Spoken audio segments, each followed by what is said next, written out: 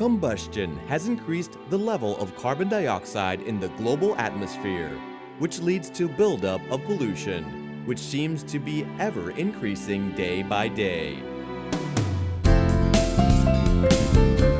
CLP engineering team has invented wood chipper to help reduce combustion by offering new option of dispatching any unwanted wood. CLP WC-155 is a small, compatible wood chipper which can handle branches up to 2.5 diameter.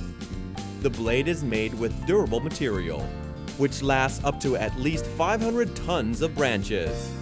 The average rate of production is approximately 700 to 1,200 kilograms per hour.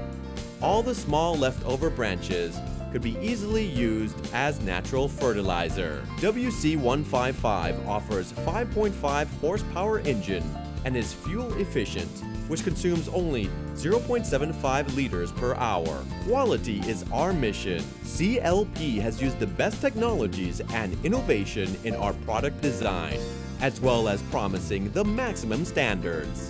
CLP also provides professional after-sales services by our professional technicians and highest quality spare parts.